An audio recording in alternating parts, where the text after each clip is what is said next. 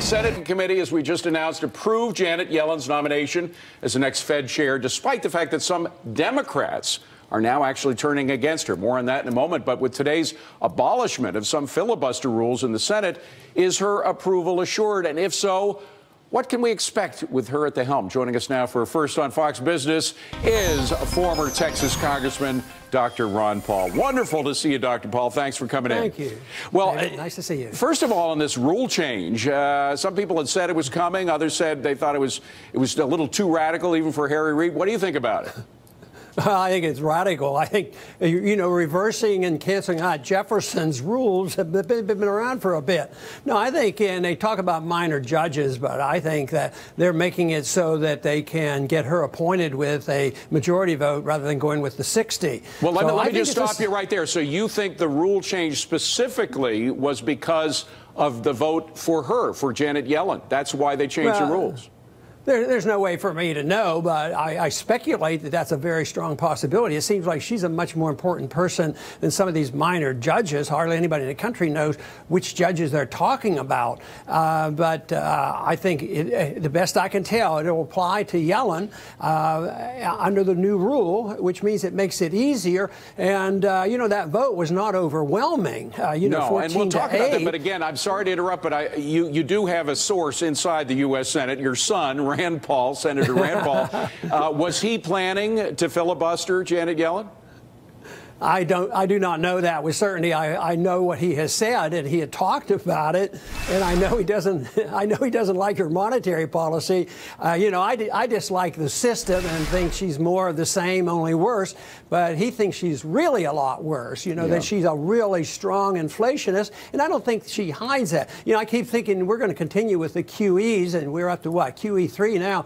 But I think we're more likely to have another QE than we are to have tapering. So maybe next year, when she gets control of this thing, we're going to have QEY. That's what I'm anticipating. Well, even some Democrats, we expect you to say that and your son Rand Paul, but even some Democrats have turned against QE and against her specifically. Joe Manchin, Democrat from West Virginia, voted against her. And this is what he said: her views and beliefs to continue quantitative easing, despite a failure to see any real gains, greatly troubles me. Do you think there will be other Democrats besides Senator Manchin coming over to that view? Well, I think that's very possible. This to me is very impressive because it means that they're not buying into all the propaganda. I mean, why are these conventional politicians talking this way and worried about QE? That means they're worried about inflation, yet our government and our Fed says, oh, there's no inflation, don't sweat it. We have a lot of room, and yet here we have a growing number of people concerned about the inflationary policies of what they're doing with this massive purchase of bonds. So I would say it's a healthy wake-up call, and I'm sure she'll be appointed, but I think the discussion is going to be very, very valuable. Yeah. Now, it's not only Democratic senators and congressmen. There are also some former Fed officials who've been coming out and speaking out against this policy and her views. We had that piece in the Wall Street Journal about a week ago by the guy, Andrew Hussar, who was responsible for a lot of the purchases of the mortgage-backed securities by the Fed. He said, "I'm sorry, America. I've come to recognize that QE, for what it really is, the greatest backdoor Wall Street bailout of all time," from a former Fed official. Yeah, and as a matter of fact, I interviewed on my Ron Paul channel and found it fascinating what he had to say, because he was in charge of the QE1, where he was literally in charge of purchasing $1.2 trillion worth of bonds.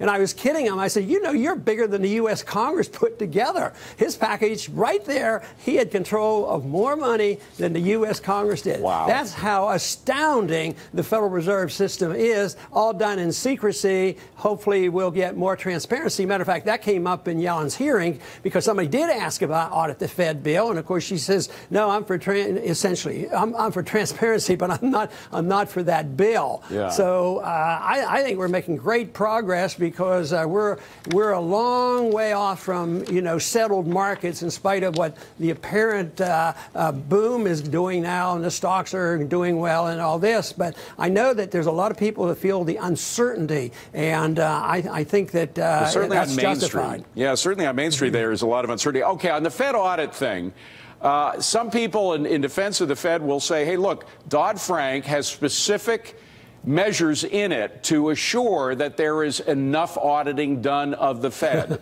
to which you say what? I say the bankers get to write most of those regulations. So every time we have a crisis, we write more regulations, and that seems to hinder the recovery.